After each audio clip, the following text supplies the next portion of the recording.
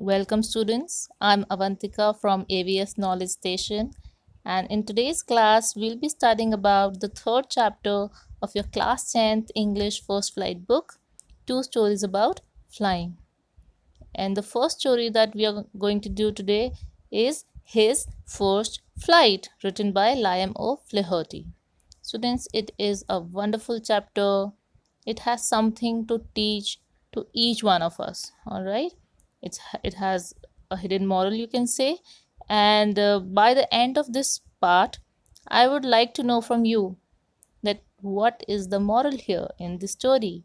Okay, do write in the comment box. Okay, what have you understood, or what can you guess that what is the moral of this story? All right, it is actually about a young seagull who is afraid to fly. Now, seagull क्या होता है? Seagull is a seabird, all right, एक variety of bird, okay, which is particularly a seabird. And it is about the fear that the seagull deals with. Okay, उसको किसी चीज़ का डर है. किस चीज़ का डर है? He is afraid to fly. So, we'll find out whether he conquers his fear or not, and if yes, then how. I'll start reading now. The young seagull was alone on his ledge. His two brothers and his sister had already flown away the day before. So, we know that young seagull is alone. ठीक है, वो alone है. कहाँ पर है? On his ledge. Ledge क्या होता है बेटा? Ledge you can say over here एक vertical rock face. Okay, समुंदर के किनारे एक vertical rock face. Okay, so you can say this is a cliff. Okay, like this is a cliff. ठीक है, corner है उस huge plateau sort of rock का. Okay, so this is what? It is a ledge here. Now, and why he is alone? Reason has been given to us. His two brothers and his sister had already flown away. वो already उड़ के जा चुके थे a day before. ठीक है, he had been afraid to fly with them. और एक और reason that why he is alone, because he had been afraid of flying with them. Can you imagine a bird being afraid? But yes, this seagull was afraid. इस bird को डर लगता था, वो भी उड़ने से. Okay. Somehow, when he had taken a little run forward to the brink of the ledge and attempted to flap his wings, he became afraid. So, क्या सिचुएशन थी उस यंग सीगर्ल की? दैट वो ट्राई तो कर रहा था. क्या ट्राई किया? He had taken little run forward. कहाँ तक? To the brink of the ledge. ठीक है, बिल्कुल उस लेज के कॉर्नर तक वो आता था थोड़ा सा भागकर, so that he can spread his wings and try to fly. But he used to get afraid. वो डर जाता था. The great expanse of sea stretched down beneath and it was such a long way down, miles down. ठीक है, अब हमें we have been told that जो ledge था वो सी से बहुत ही ज़्यादा हाइट पर था. ठीक है, and you can say similar to a human being. जैसे किसी ह्यूमन बीइंग को शायद जंप करने से डर लग सकता है, ऐसा ही डर उस यंग सीगल को एक्सपीरियंस होता था. Okay, he felt certain that his wings would never support him. Okay, one important line कि what was the reason why he was afraid? Because उसको certain, वो बिल्कुल sure था that his wings would never support him. Okay, so he bent his head and ran back away to the little hole under the ledge where he slept at night. Okay, so there was a particular place, a little hole उस ledge में ही जहाँ पे he used to sleep. So उदास होके unsuccessful होकर वहाँ चला जाता था. Even when each of his brothers and his little sister, whose wings were far shorter than his own, ran to the brink, flapped their wings and flew away.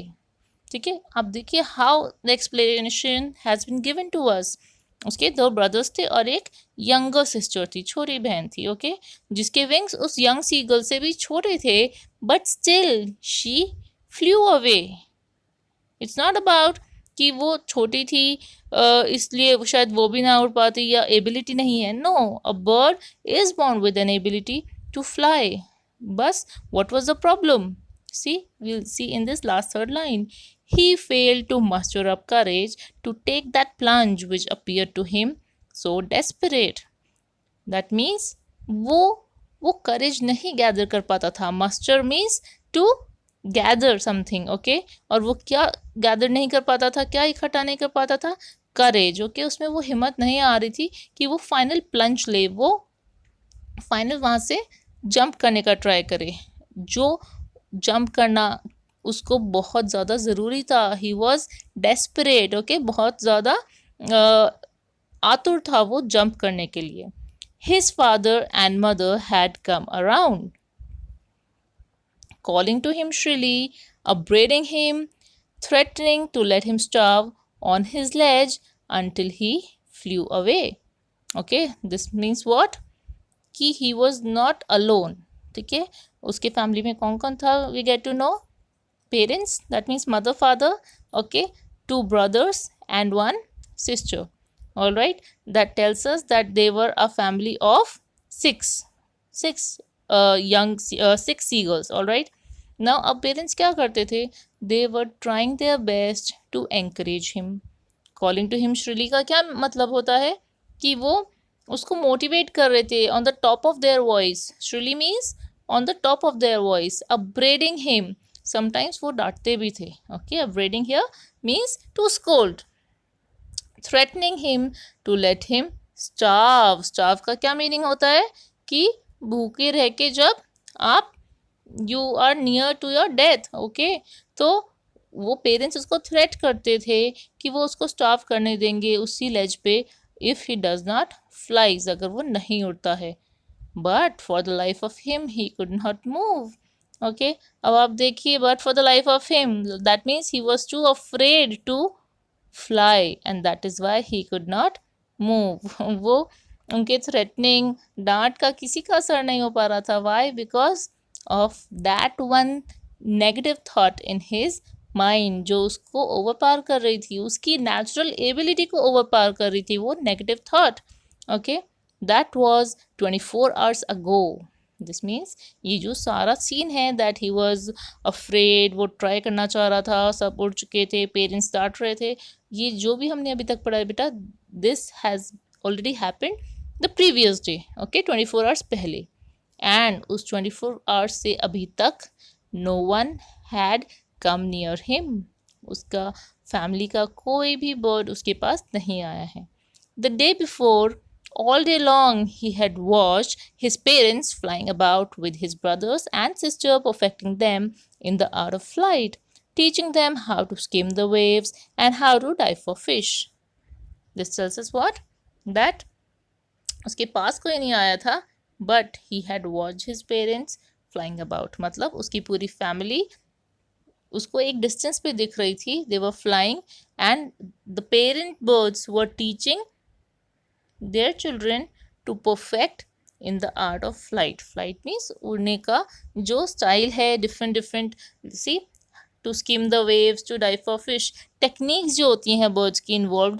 So the parent birds were teaching these different techniques to their children other than the young seagull. All right, he had in fact seen his older brother catch his first herring and devour it, standing on a rock while his parents circled around raising a proud cackle. This tells us कि उसने ये भी देखा, ये भी witness किया कि उसका जो ओल्डर ब्रदर है, ठीक है, दैट मीन्स उससे बड़ा, वो अपनी फर्स्ट फिश को उसने कैसे कैच किया। लाइफ में उसको हंट करना ज़रूरी है ना, ठीक है, तो अपने आप से उसने सेल्फ सफिशिएंट बनने के टूवर्ड्स फर्स्ट स्टेप लिया by catching his first herring. Herring is a variety of fish and devour it. Devour means उसको इंजॉय किया और उसको जो ईट करने का सही तरीका सीखा उसने.